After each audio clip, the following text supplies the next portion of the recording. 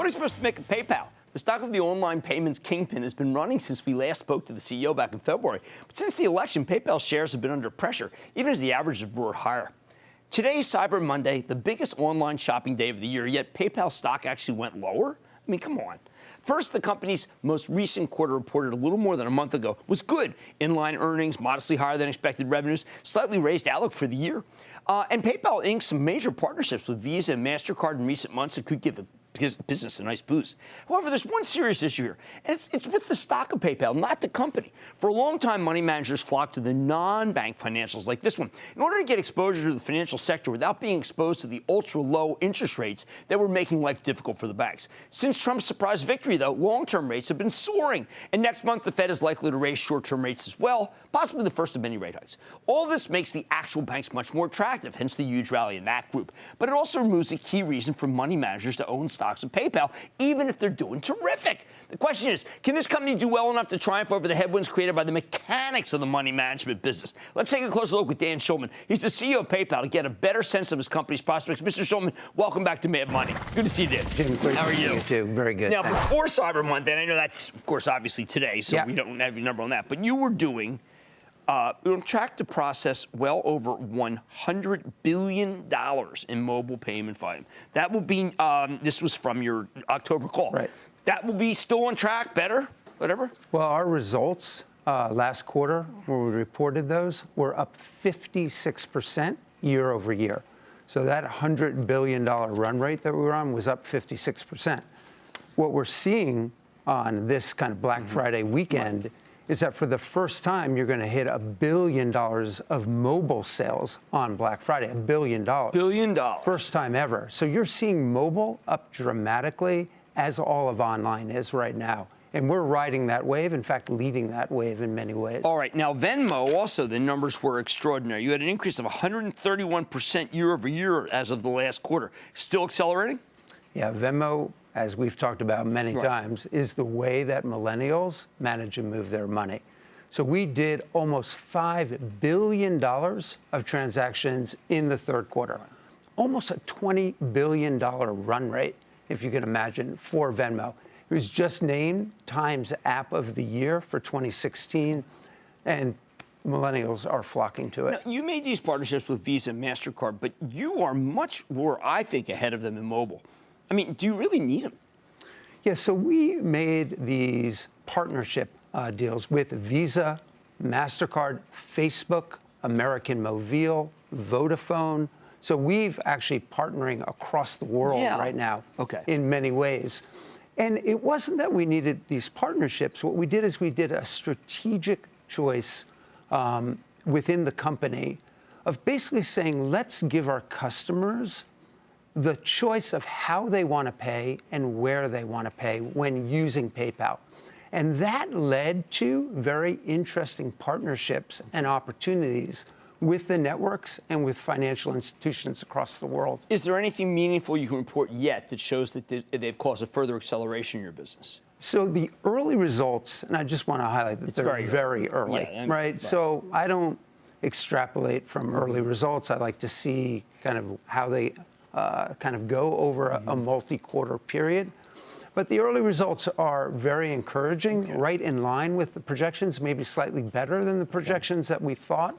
So we're encouraged by that. All right, terrific. Now, one of the things that I like about you, and we've been asking about a lot of companies that are getting and attracting the best young people. Fortune 2016 award for Change the World. What are some of the things you're doing about changing the world? Yeah, so we think that doing good is a responsibility for all companies. We can't just rely on the public sector or the private sector. We all need to work together. And our mission and vision is to help businesses to grow, which of course is great for families of small businesses, communities, neighborhoods. And you're talking about businesses around the world. You're not just talking about small business like some credit card companies have Small Business Friday or whatever like that. Yeah. No, around the world. We're in 200 countries, and we're trying to help all of those small businesses to grow, either by making, opening up them to global consumers. We have 192 million people using the platform now, up 4.5 million just the last quarter alone. So we're helping small businesses. We're also helping consumers to make it easier to do transactions, faster, simpler, more secure, less expensive to do basic financial transactions. Well, tell me what that'll mean for Giving Tuesday. So Giving Tuesday is one of the largest days of charitable giving. Tomorrow? And the PayPal platform is ideal for that. Okay. Last holiday period, 7.25 million people gave over $850 million to 250,000 charities through PayPal. Really? We See, that is a statistic. Okay. We're all cynical. See, I sit back and I just say, okay, don't just break the form here. That's extraordinary. It's amazing. Last year, we did $48 million in donations in a 24-hour period on Giving Tuesday. Wow. That broke every record. Last year, we were 19 million. This past year, 48 million. That's incredible. Now, you were down with President Obama when he went to Cuba, and, there's a new regime coming. Yep. Can things really be unwound? I mean, you're just beginning to get credit down there. Why would that be in any president's interest to roll back? Yeah, well, I think we need to see, with the new administration coming in, what the congressional clarity is around the regulations concerning Cuba. But when I was down there, I met with lots of entrepreneurs. That's what I spent most of my time talking to. And they want to become part of the world community. They want to open up so that consumers outside of Cuba can buy their goods and they can sell their goods. Well, PayPal could be ahead of every other credit card company there. This is brownfield, right? This isn't just a total greenfield solution for you? Well, we are perhaps one of the leading international remittance players in the world. Zoom?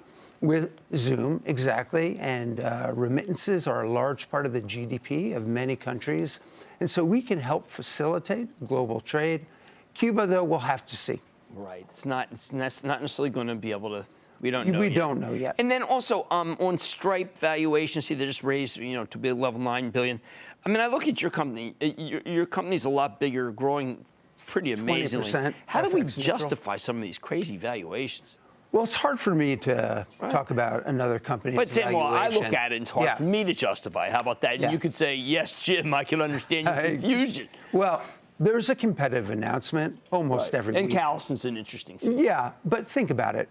The e-commerce or online digital payments market is a $100 trillion addressable market.